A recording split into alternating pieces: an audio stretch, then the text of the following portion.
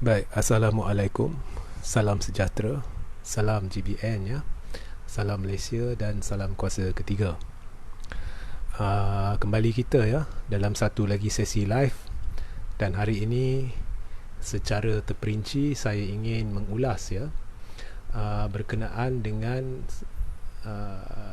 status kestabilan kerajaan pimpinan Ismail Sabri atau kerajaan UMNO ya. Saya akan beritahu ya dalam live ini mengapa saya menggelar kerajaan ini sebagai kerajaan UMNO, status kerajaan ini, dan saya juga akan ulas berkenaan dengan perhimpunan yang diadakan hari ini di Kuala Lumpur yang mendesak agar Azam Baki ditangkap. Itu pun saya akan ulas. Jadi pastikan anda bersama saya dalam siaran ini sehingga ke hujung siaran. Share ramai-ramai, dan jika ada gangguan siaran jangan ke mana-mana, saya akan ulangi ya. Anda hanya perlu refresh page, saya akan ulangi ya. Baik, saya mulakan dengan isu Azam Baki. Itu isu terkini ya, kerana hari ini berlaku perhimpunan. Dan saya rasa saudara-saudari semua tahu berkenaan dengan perhimpunan ni, di mana dilaporkan ada laporan bercanggah ya. Ada yang berkata beratus-ratus yang turun, ada yang kata beribu-ribu yang turun. Itu biasalah, satu kebiasaan ya, di mana apabila berlaku perhimpunan, pihak yang tidak menyokong perhimpunan ni akan berkata hanya beberapa ratus yang turun. Pihak yang menyokong perhimpunan akan kata beberapa ribu yang turun. Jadi ini kita tidak boleh buat anggaran tepat lah ya. Tetapi berdasarkan pemahaman saya, memang ramailah yang turun untuk perhimpunan ini. Baik, perhimpunan ini telah mendesak agar Azam Baki bukan direhatkan tetapi ditangkap ya. Saya sebenarnya bukannya saya tidak pernah berkata Azam Baki harus ditangkap, tetapi Azam Baki harus direhatkan. Tetapi apa pun, perhimpunan ini menunjukkan rasa meluat rakyat ya, sebab kita tengok dalam suasana ada kekangan dan sebagainya, tapi orang berani keluar demi menegakkan keadilan, demi menegakkan kebenaran ya. Ini bukan soal saya sokong ke tak sokong ke, malah saya tidak pernah berkempen untuk perhimpunan ini. Tetapi melihatkan keadaan ini menunjukkan tahap meluat rakyat ya terhadap kerajaan ini, khususnya kerajaan UMNO pimpinan Datuk Seri Ismail Sabri ya. Sebab banyak perkara yang aneh telah berlaku ya. Azam Baki tidak direhatkan, kemudian Suruhanjaya Security memulakan siasatan, kemudian Azam Baki yang kekal menerajui SPRM memulakan siasatan pula ke atas Suruhanjaya Security. Jadi di situ dah timbul ya syak bahawa Azam Baki cuba mempengaruhi siasatan Suruhanjaya Security. Memang pelik ya. Kemudian Suruhanjaya Security pula keluar kenyataan yang tidak masuk akal, yang samar, yang pelik, yang tidak berkata bahawa Azam Baki tidak melakukan kesalahan, tetapi tidak juga berkata bahawa Azam Baki tidak melakukan kesalahan. Dia hanya berkata berdasarkan bukti tidak dapat dimuktamadkan secara konklusif bahawa kesalahan dilakukan. Jadi tergantung. Kemudian pula Azam Baki yang hanya Ketua Pesuruhjaya SPRM, bukannya menteri, bukannya Perdana Menteri, boleh keluar kenyataan media dan memalsukan maksud kenyataan Suruhanjaya Security dengan mendakwa kononnya Suruhanjaya Security telah berkata dia tidak lakukan kesalahan. Ini sebenarnya pembohongan. Kemudian pula lagi pelik, kerajaan pimpinan Ismail Sabri, iaitu Perdana Menteri sendiri ya, Ismail Sabri, minta semua orang terima keputusan Suruhanjaya Security tanpa memperbetulkan kenyataan Azam Baki yang sebenarnya palsu. Kononnya Suruhanjaya Security mendapati tidak ada kesalahan dilakukan oleh Azam Baki. Ya. Jadi apabila kerajaan mengeluarkan kenyataan sedemikian, apabila Perdana Menteri mengeluarkan kenyataan sedemikian, ianya secara tidak langsung menunjukkan tak campur tangan kerajaan, campur tangan Ismail Sabri dalam isu Azam Baki, dengan memihak kepada Azam Baki, ya, dan meminta rakyat mempercayai kenyataan yang tidak masuk akal Suruhanjaya Security. Jadi nampak keterdesakan dalam kerajaan untuk melihara, melindungi Azam Baki. Seharusnya kerajaan tidak mencampuri urusan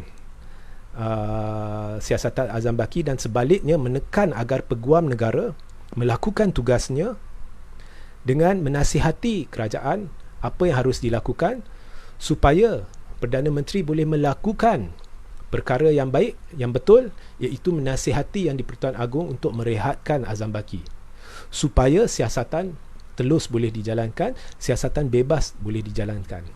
Dan untuk siasatan bebas dijalankan, wajib ditubuhkan Suruhanjaya Siasatan Khas kerana Azam Baki menerajui sebuah agensi kerajaan. Ya. Dan ini perlu dilakukan selepas dia direhatkan. Jadi pelbagai perkara pelik yang bertentangan dengan kelaziman perundangan atau undang-undang, keperluan perundangan sedang berlaku di bawah pentadbiran UMNO pimpinan Ismail Sabri.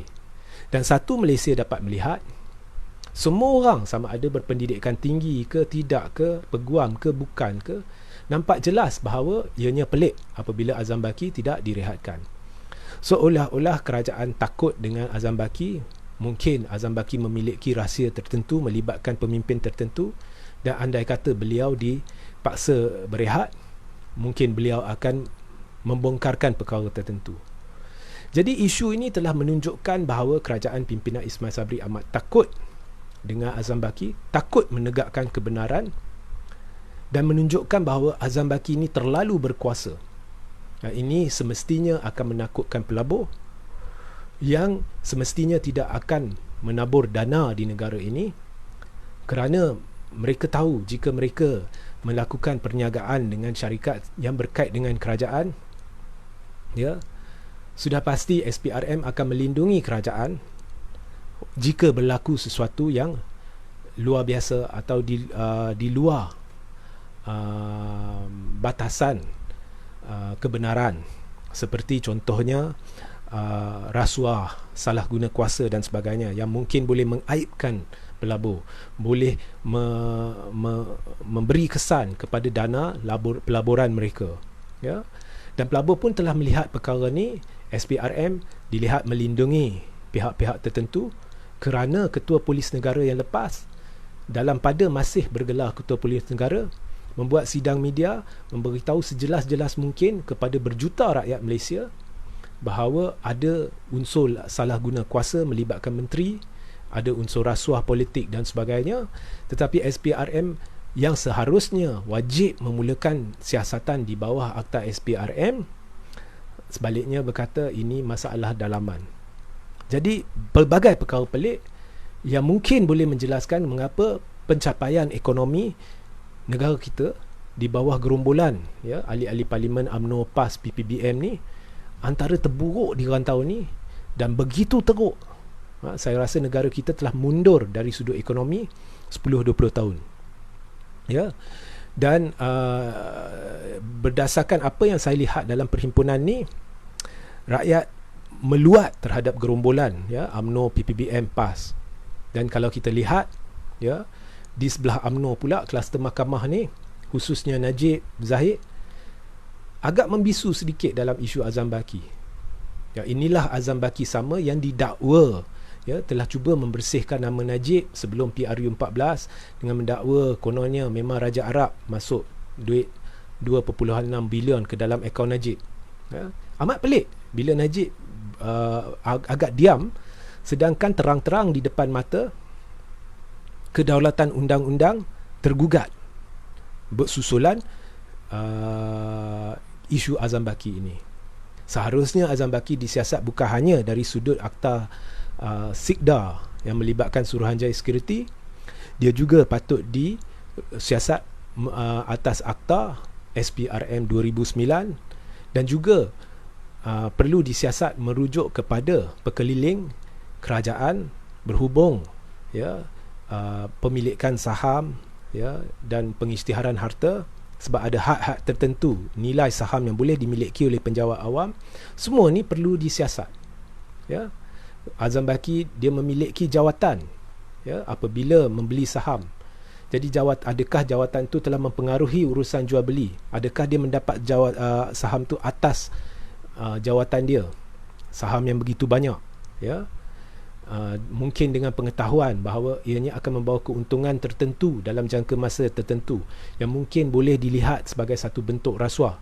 Semua ni perlu disiasat, dan untuk itu Azam Baki wajib direhatkan, ya. So mengapa peguam negara tidak menjalankan tugas? Mengapa membisu, ya? Jadi kedaulatan undang-undang di negara ini tenat, dan lebih merunsingkan lagi apabila kita melihat bahawa kerajaan mengerahkan kuasa yang begitu besar untuk menakut-nakutkan mereka yang berdemonstrasi secara aman, ya, semata-mata untuk menegakkan kebenaran, ya. Jadi ini adalah petanda kerajaan sudah goyang. Kerajaan pimpinan Ismail Sabri sudah goyang. Dan saya terbaca, ya, kenyataan Zahid, tak silap saya, yang mengatakan ini bukannya kerajaan UMNO. Jadi saya nak cerita balik kat Zahid sikit lah. Dari satu sudut, dengar baik-baik, ya, ini memang bukan kerajaan UMNO dari satu sudut. Sebabnya dari awal langkah Sheraton sehingga sekarang, ini adalah kerajaan gandingan Barisan Nasional dan Perikatan Nasional. Bukannya kerajaan Perikatan Nasional, bukannya kerajaan Barisan Nasional, kerana melibatkan menteri-menteri UMNO, PAS dan PPBM, kesemuanya dalam jawatan-jawatan penting yang melibatkan kegagalan kerajaan selama ini, ya. Kerajaan dia kita boleh kira samalah Muhyiddin dengan Ismail Sabri, cuma tukar kulit, ya. So ini adalah kerajaan gandingan Barisan Nasional dan Perikatan Nasional. Tetapi Najib dan Zahid ni pandai. Percaturan mereka semenjak langkah Sheraton, semua yang berlaku, politik porak-peranda ni ada hubung kait dengan kluster mahkamah, ada hubung kait dengan keterdesakan kluster mahkamah, ya. Daripada kluster mahkamah bersubahat, bersekongkol dengan Azmin Ali dan kumpulan pengkhianat MP-MP dari PKR, bersekongkol dan bersubahat dengan Muhyiddin, sehingga berjaya masuk pintu belakang, menubuhkan kerajaan atas pengkhianatan mandat rakyat, ya. Kemudian mengkhianati kumpulan mereka sendiri dengan menumbangkan Muhyiddin agar boleh naikkan orang mereka, sehingga sekarang mereka sekali lagi sedang cuba tahap ketiga, fasa terakhir, iaitu mengkhianati Ismail Sabri agar boleh tercetus pilihan raya umum. Ini semua atas keterdesakan kluster mahkamah. Tetapi mereka tidak ingin anda kaitkan dengan mereka. Jadi kluster mahkamah, khususnya Najib Zahid, kalau dulu sentiasa sebut kerajaan Perikatan Nasional, itu bukan kerajaan Perikatan Nasional. Apabila Najib kata kerajaan pimpinan Muhyiddin gagal, segagal-gagalnya, itu adalah kerajaan gandingan Barisan Nasional dan Perikatan Nasional. Malah menteri-menteri yang terlibat secara langsung dalam isu-isu berkait dengan kesihatan adalah menteri-menteri UMNO, ya, termasuk Ismail Sabri yang hari-hari keluar berhubung SOP dan sebagainya, ya. Tapi Najib kata ianya kerajaan Perikatan Nasional, Zahid kata kerajaan Perikatan Nasional, semata-mata sebab Muhyiddin Perdana Menteri. Kemudian semua ikut rentak Najib dan Zahid, ini kerajaan Perikatan Nasional. Baiklah, kita pakai, sekarang saya beritahu, kita pakai logik Najib, kita pakai logik Zahid. Jadi ikut logik Zahid dengan Najib, sekarang ni adalah kerajaan Barisan Nasional. Mudah, ya, kerana Perdana Menteri dia adalah Perdana Menteri UMNO, yang pada satu ketika dulu Ismail Sabri ini lantang mempertahankan Najib dalam soal isu 1MDB, dalam soal SRC yang hari ini terbukti Najib menipu, khususnya isu 2.6 bilion, di mana bukan hanya Najib sendiri mengaku dalam satu temu ramah di Al Jazeera bahawa beliau sebenarnya hanya menganggap itu adalah derma Raja Arab Saudi. Mahkamah beritahu setakat ni dah 4 hakim bahawa itu adalah cerita bohong.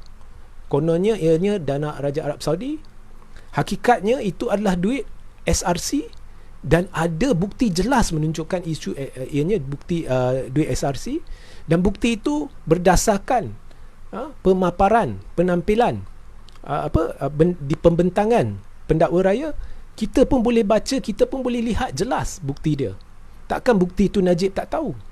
Takkan orang yang layak jadi Perdana Menteri, jawatan setinggi Perdana Menteri, tidak nampak benda yang kita boleh nampak? Jadi hakim betul, buktinya amat jelas.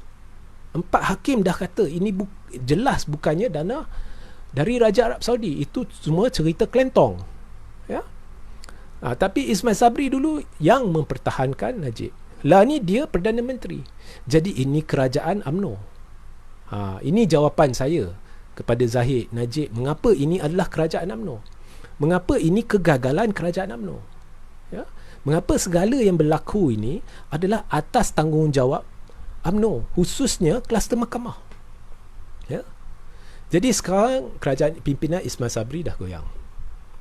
Jadi saya semalam sudah membuat satu live, dan live itu sama ada anda boleh rujuk di dalam page ini ataupun anda boleh pergi ke YouTube Regi J. Siritaudin, di mana live itu turut saya paparkan di sana, di mana saya telah mengambil masa untuk menjelaskan sejelas-jelas mungkin apakah hubungan antara MOU antara Pakatan Harapan dengan kerajaan, apakah hubungan MOU itu dengan PRN Melaka dan juga PRU 15. Jadi sepintas lalulah.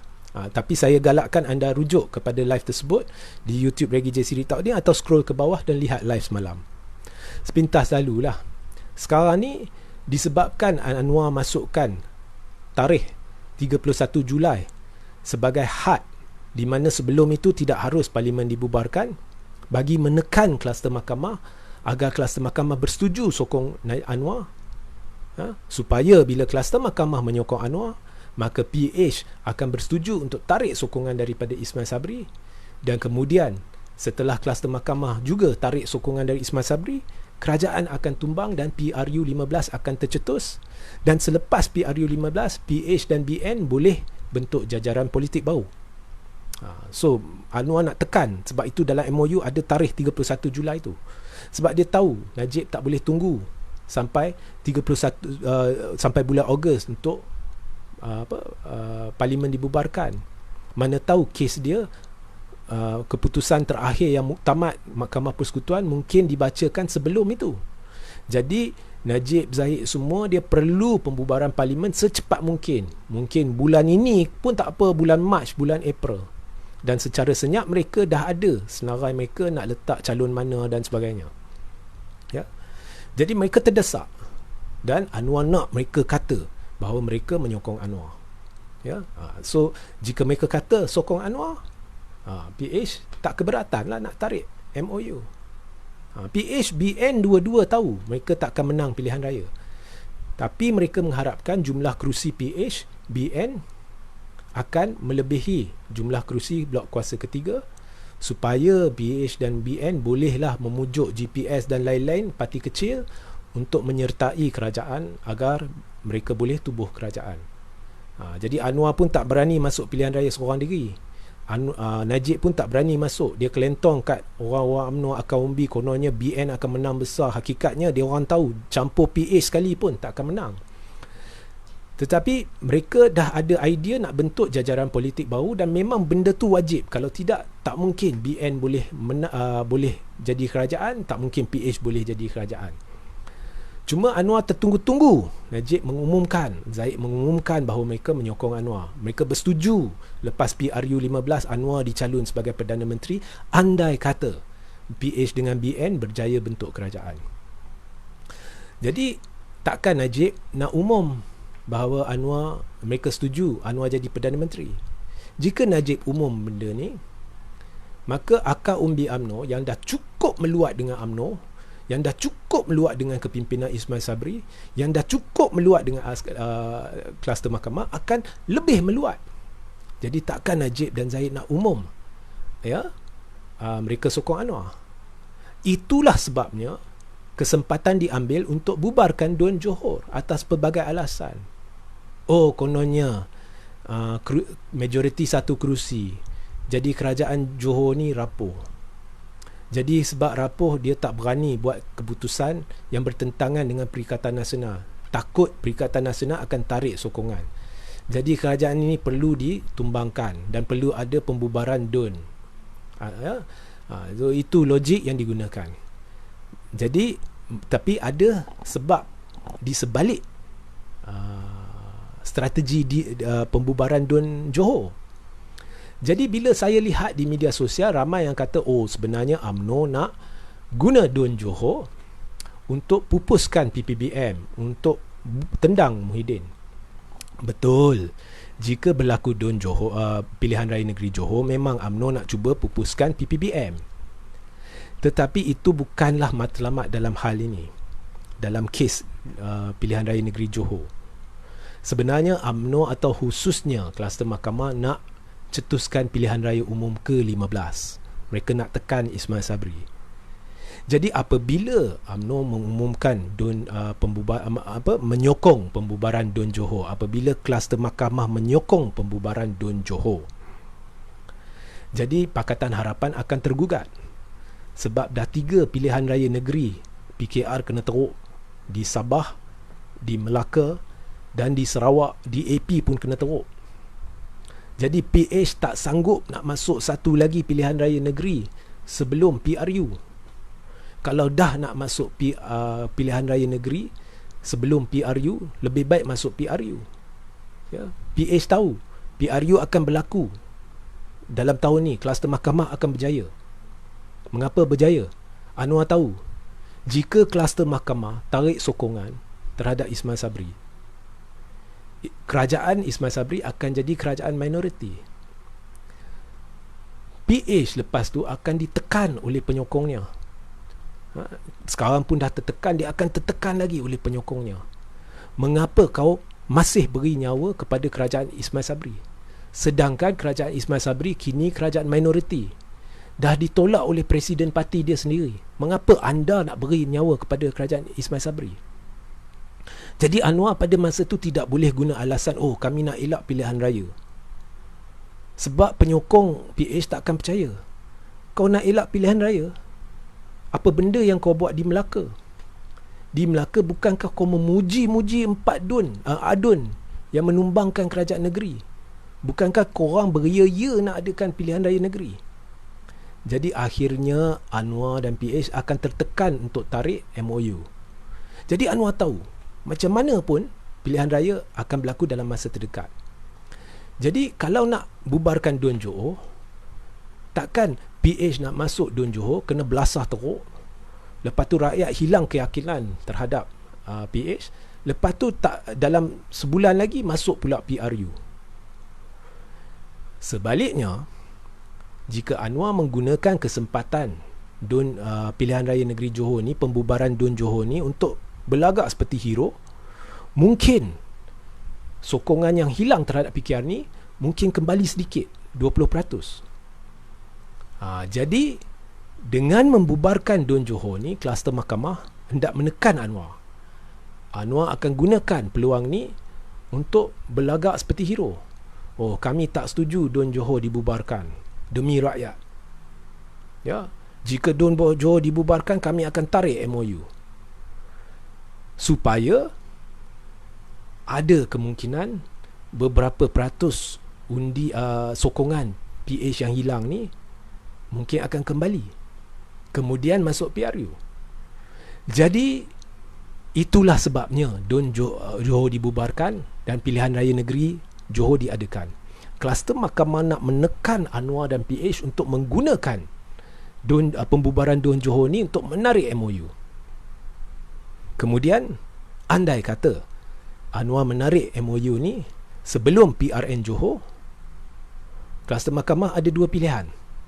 Sama ada dia teruskan dulu dengan PRN Johor, kemudian tarik sokongan terhadap Ismail Sabri, atau dia serta-merta tarik sokongan terhadap Ismail Sabri.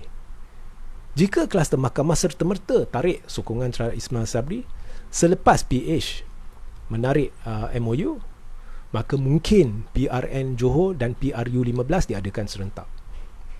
Jadi ada dua perkara yang kita kena lihat. Pertama, bilakah PH akan tarik MOU? Sekarang Dun Johor dah bubar atau nak dibubarkan. Jadi bila PH nak tarik sokongan terhadap Ismail Sabri? Dan kedua, lepas PH dah tarik, bila pula kluster mahkamah nak tarik sokongan?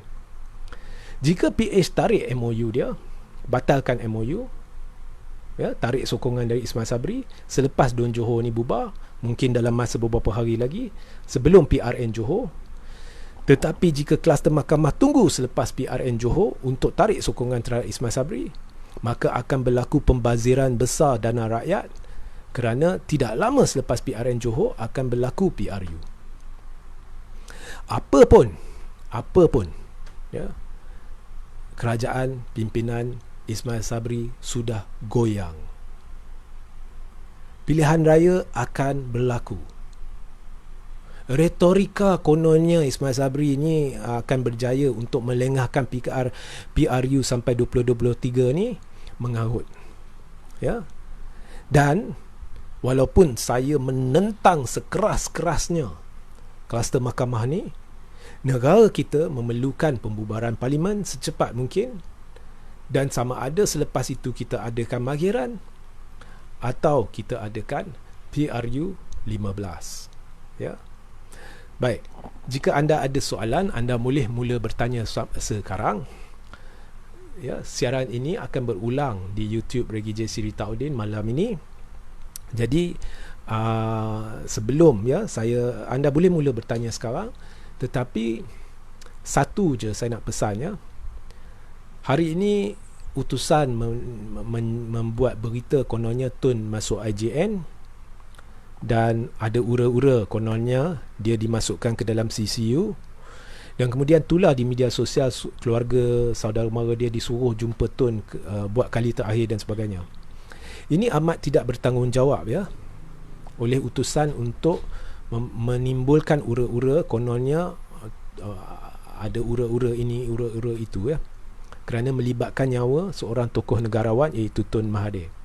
Hakikatnya Tun sihat, alhamdulillah, dan banyak check up yang Tun pergi di IJN ni adalah rutin.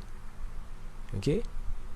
Dan kesempatan diambil oleh pihak-pihak tertentu di media sosial untuk menimbulkan persepsi kononnya Tun ni amat serius, supaya mereka boleh meyakinkan rakyat Tun ni tidak sesuai untuk memegang apa-apa jawatan.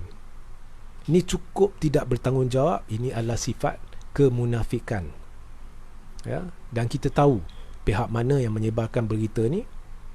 Dan kepada media arus perdana, lebih berhati-hati sikit lah bila melibatkan nyawa seorang tokoh negarawan apabila melaporkan berita. Baik, jika ada soalan, anda boleh bertanya sekarang.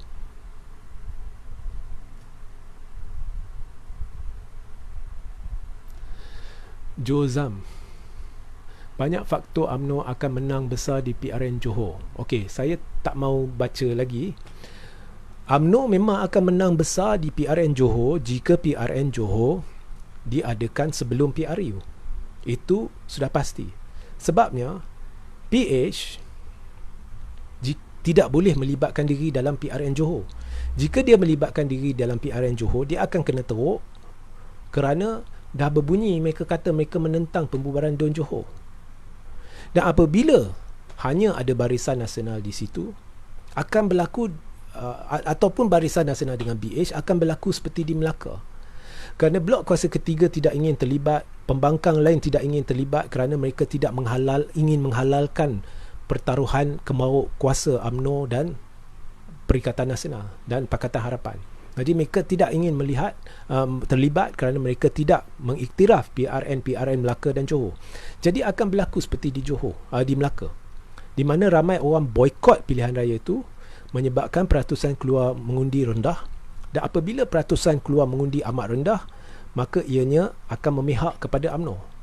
Jadi memang akan menang besar UMNO kalau PRN Johor diadakan sebelum PRU. Tetapi bukan sebab UMNO kuat atau diterima rakyat. Ini satu kepalsuan. Ianya disebabkan ramai akan boikot, melainkan orang lihat ada alternatif baru. Ya.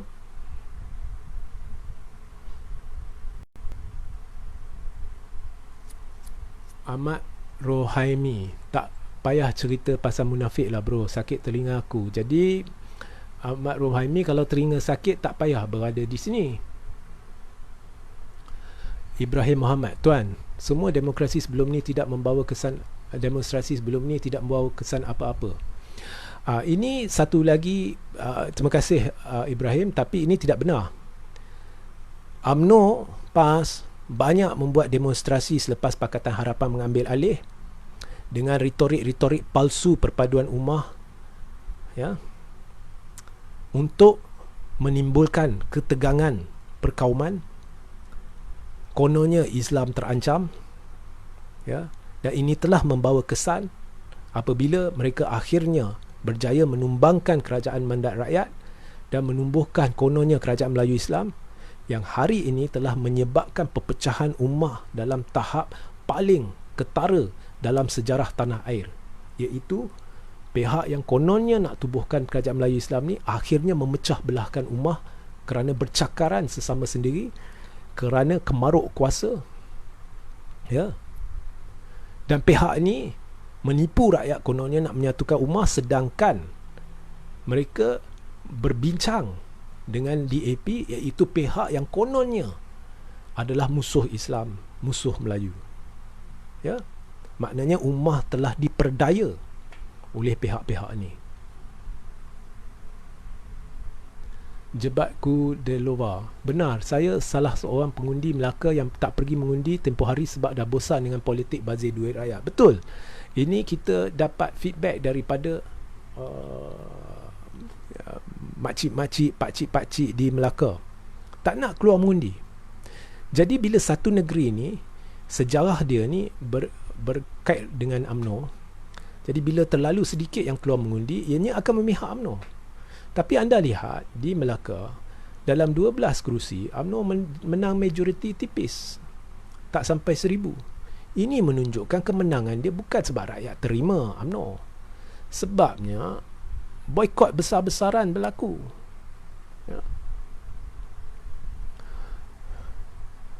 El Faruqi Z, undi calon bebas je. Saya sebenarnya sokong jika rakyat memberi penumpuan lebih kepada calon bebas, itu saya sokong. Apa pun dalam PRU akan datang, tolak bulat-bulat MP-MP bermasalah. Jangan guna retorik mereka ada pengalaman, ya. Ramai juga ada pengalaman untuk menghancurkan negara, bukan hanya pengalaman dari sudut politik.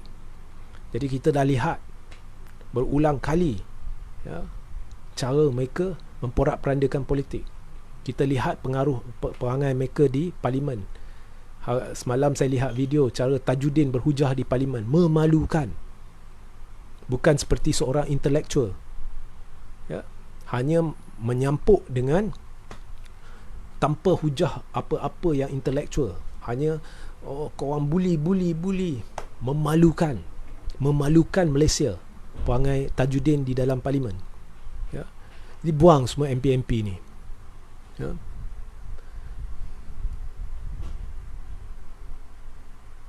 Zam-Zam, PAS kata nak kerjasama dengan UMNO dalam PRN Johor. Any comment? Saya tak nak komen. Terima kasih Zam-Zam. Saya tak nak komen babak PAS, UMNO ni semua. Yang saya lihat semuanya lidah bercabang. Tak ada sepatah pun yang selama ni keluar daripada PAS dan UMNO ni yang benar-benar ikhlas. Hari ni cakap A, besok cakap B, lusa cakap C. PAS pun lah ni setengah berpecah.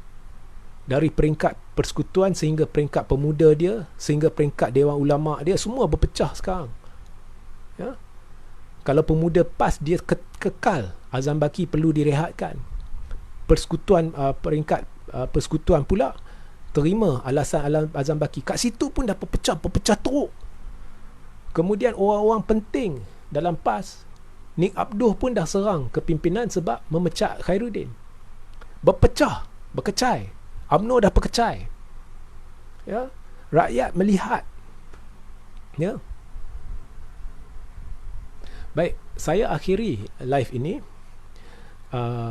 Pastikan, ya, anda rujuk kepada ruang tajuk di mana saya akan letak link kepada artikel-artikel berkaitan dan juga link kepada saluran Telegram saya. Saya galakkan anda sertai saluran Telegram saya dan sentiasa rujuk thethirdforce.net untuk perkembangan politik terkini.